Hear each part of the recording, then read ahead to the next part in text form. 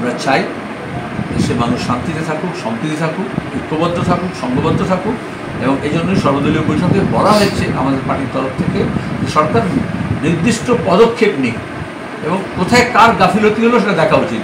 মুর্শিদাবাদে খুন হলে, দাঙ্গা হলে যেমন এখানকার রাজ্য প্রশাসন এবং পুলিশকে আমরা বলি যে কোথায় কার গাফিলতি হলো সেটা দেখতে হবে, তদন্ত করে, বিচারে তদন্ত করে। তাহলে এতজন মানুষের প্রাণ গেল, সেখানে তো কারো দায়বদ্ধতা ঠিক করতে হবে কেন নিরাপত্তা, কোথায় নিশ্চিত নিরাপত্তার ব্যবস্থা করা উচিত। কাশ্মীরে একটা নতুন ঘটনা নয়, বারে বারে সেখানে উগ্রপন্থা হানা হচ্ছে।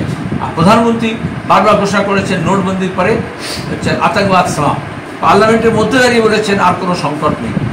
তারপরে মানুষ গিয়েছে, এখন সবে সিজনের শুরু, এই গরমে এত অবস্থা যাদের অবস্থাপন্ন আছে তারা যাচ্ছে, কিন্তু এই বছরের শুরুতেই যখন সিজনের শুরুতেই এই ধরনের ঘটনা ঘটলো, তাতে এই পাক মদতপুষ্ট উগ্রপন্থীদের তো উদ্দেশ্য পুরোপুরি স্পষ্ট যে কাশ্মীরের অর্থনীতিকে তছনছ করে দেওয়া।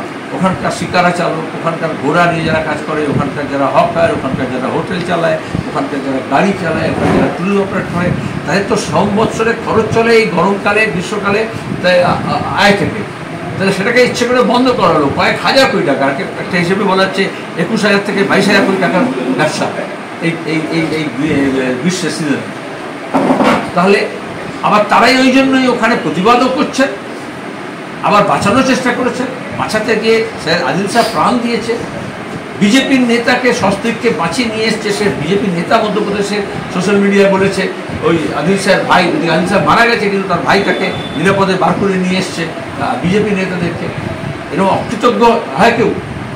তাই তো বলা উচিত যেভাবে বড় বড় মালিকরা প্লেনের ভাড়া বাড়িয়ে দিলেন 4 গুণ, আর অটো চালকরা, রিক্সা চালকরা, মুটেরা, তারা বললো আমরা বিনা পয়সায় মানুষকে সাহায্য করছি। গরিব মানুষ, মেহনতি মানুষ, খেটে খাওয়া মানুষ, তারা কোনো জাতপাত দেয়। আর যারা লুট করে, লুটেরারা, যারা দুর্নীতিগ্রস্ত, যারা আপদা মে আফসার খোঁজে, ঝোঁক বুঝে কোপ মারে, তারা কিন্তু ওই কোপ মারার আগে জাতপাত ধর্মবর্ণ দিচ্ছে। কারণ আমাদের এখানে 26,000 যারা কাজ করছিল শিক্ষক, তাদের চাকরি গিয়েছে।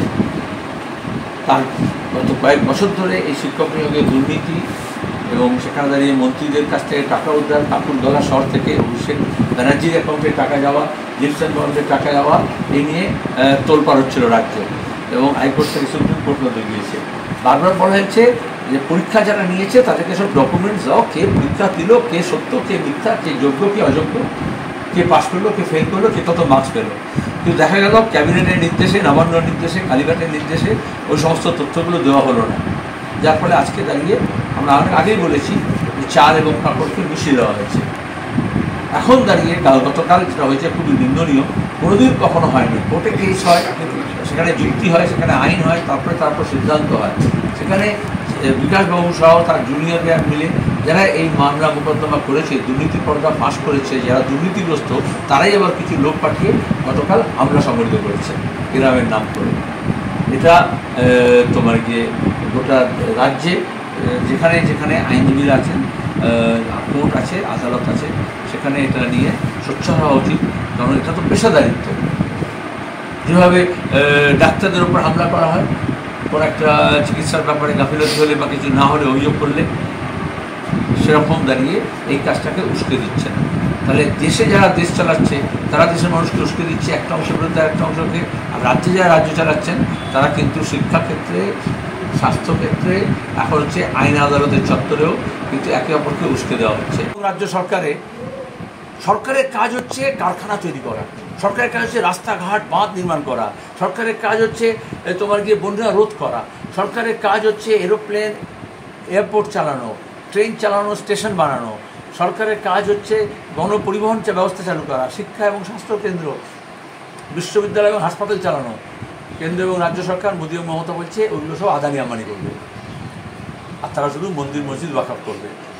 এটাই হচ্ছে তোমাদেরকে এবং মানুষকে বোকা বানানোর ফল। এই ভিডিওটিকে লাইক করুন, আপনার গুরুত্বপূর্ণ মতামত কমেন্টের মাধ্যমে আমাদের জানান, এবং আমাদের চ্যানেলের ভিডিও সবার আগে দেখার জন্য ইউটিউবে গণশক্তিকে সাবস্ক্রাইব করুন, ফেসবুকে ফলো করুন এবং শেয়ার করুন আপনার পরিচিতদের মধ্যে।